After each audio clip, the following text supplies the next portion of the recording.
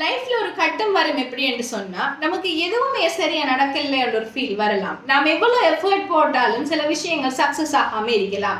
நம்மளோட எஃபர்ட் போடல என்று நம்ம ஃபீல் பண்ற அளவுக்கு இருந்த பர்சனுக்கு நாம எக்ஸ்பெக்ட் பண்ணதை விட கூடுதலான சில விஷயங்கள் கிடைக்கலாம். அல்லது நாம நினைக்கலாம், ஏன் நமக்கு மட்டும் இப்படி நடக்குது, நாம மட்டும் என்ன தவறு செஞ்சிருக்க, நமக்கு மட்டும் கண்டினியூஸா ஃபெயிலியராகவே இருக்குது. இப்படியான ஒரு மனநிலைக்கு ஏதோ ஒரு கட்டத்தில் எல்லாருமே கோத்ரூ பண்ண வேண்டிய சந்தர்ப்பங்கள் ஏற்படலாம்.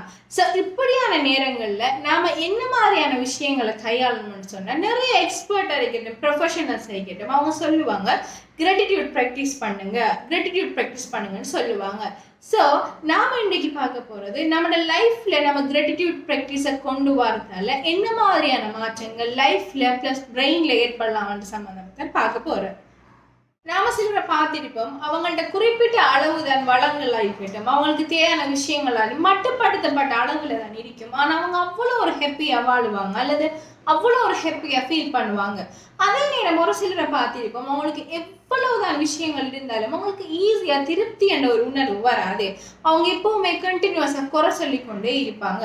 ஸோ நீங்க யோசிச்சிருக்கீங்களா, ஏன் இவங்க வந்துக்கிட்டு இப்படியான டிஃப்ரென்ஸ் இருக்குது? அவங்களுக்கு எவ்வளவு இருந்தாலும் திருப்தி இல்லை, உங்களுக்கு கொஞ்சமே இருந்தாலும் திருப்தி இருக்குன்னு சொன்னா நீங்க பாருங்க, அவங்க கட்டாயம் அந்த நன்றி உணர்வோட இருக்க ஒரு பர்சனா இருப்பாங்க பெரும்பாலும். ஏன் ஸோ நன்றி உணர்வு என்ற விஷயம் நம்மளோட பிரெயின்ல எப்படியான மாற்றங்களை கொண்டு வருதுன்னு சொல்லி பார்த்தோம்னா, ஒரு விஷயத்துக்காக நம்ம தேங்க் பண்ற டைம்ல, அல்லது எனக்கு இந்த விஷயம் இருக்குதே என்று நம்ம ஃபீல் பண்ற டைம்ல, நம்மளை அறியாமலேயே நம்மளோட பிரெயின்ல டோபமைன், செரட்டோனின் போன்ற நியூரோ டிரான்ஸ்மிட்டர்ஸ் வந்துட்டு வெளியாகிறத நிறைய ரிசர்ச் சொல்லுது. ஒரு விஷயத்துக்காக நம்ம ஹாப்பியா ஃபீல் பண்ணி, அல்லது ஒரு விஷயத்துல நம்ம திருப்தி கண்டு, ஓகே எனக்கிட்ட இந்த விஷயங்கள் எல்லாம் இருக்குதே என்று நாம ஃபீல் பண்ணக்குள்ள நம்மளை அறியாமலேயே இந்த ஃபங்க்ஷன் வந்துக்கிட்டு பிரெயின்ல ஸ்டார்ட் ஆகுது. ஸோ இப்படி வெளிப்படுத்துகிற அந்த நியூரோ டிரான்ஸ்மிட்டர்ஸ் தான் பெரும்பாலும் நம்மளோட இமோஷன் ரெகுலேஷன்ஸுக்கு முக்கிய ஒரு காரணியாக தொழிற்படுது. ஸோ நாம் நம்மக்கிட்ட ஒரு விஷயத்தை வெளிப்படுத்தினாலோ, அல்லது அந்த விஷயத்தை நினைச்சு நாம் சந்தோஷப்பட்டாலோ, நம்மளை அறியாமலே நம்மளோட மூட் வந்துக்கிட்டு நல்ல ஒரு குட் மூடாக மாறுது. அதாவது நம்மளோட இன்னும் மூட் வந்துக்கிட்டு அவ்வளோ ஒரு காமாகவும் பீஸ்ஃபுல்லாகவும் மாறுதுன்னு சொல்லி ரிசர்ச் சொல்லுது. ஸோ நீங்கள் அடிக்கடி உங்கள்கிட்ட இருக்க விஷயங்கள், அதாவது இல்லாத விஷயங்களை அதிகம் யோசிக்கிறதை விட உங்கள்கிட்ட இருக்க விஷயங்களை அடிக்கடி நீங்கள் மீட்டி பார்க்கக்குள்ள, அல்லது உங்களுக்கு நிறைய பிளெஸிங்ஸ் இருக்கலாம் லைஃப்பில், அது இன்னொருத்தருக்கு இல்லாமல் இருக்கலாம், அல்லது இன்னொருத்தர் ஏங்குற ஒரு விஷயமா இருக்கலாம்.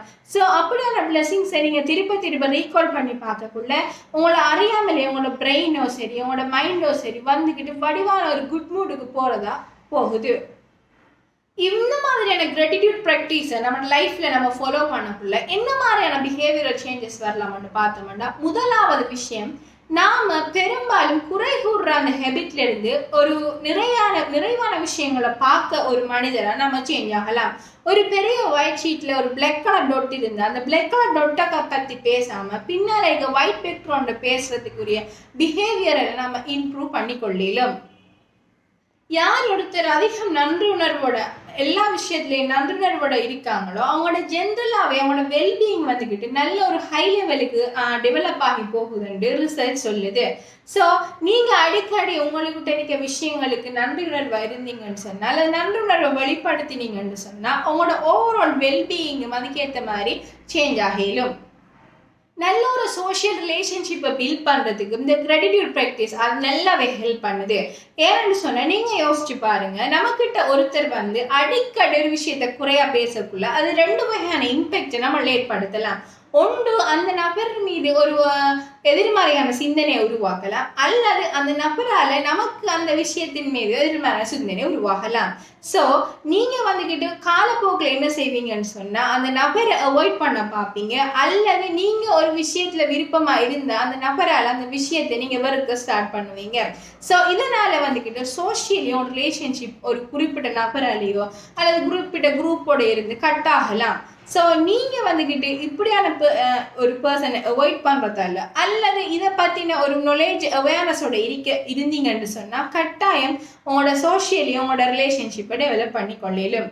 அதிகம் கிராட்டிடியூட் ப்ராக்டிஸ் பண்ண அது நம்மளோட என்ஷியஸ் தாட்ஸ் ஸ்ட்ரெஸ் ஃபீலிங்ஸை வந்து ரெடியூஸ் பண்ணுறதுண்டு அதிகமாக நம்ம ஹாப்பியான விஷயங்கள்ல எங்கேஜ் ஆகிறதுக்குரிய ஒரு அடித்தளத்தை அது போட்டு தரதுன்னு ரிசர்ச் சொல்லுது.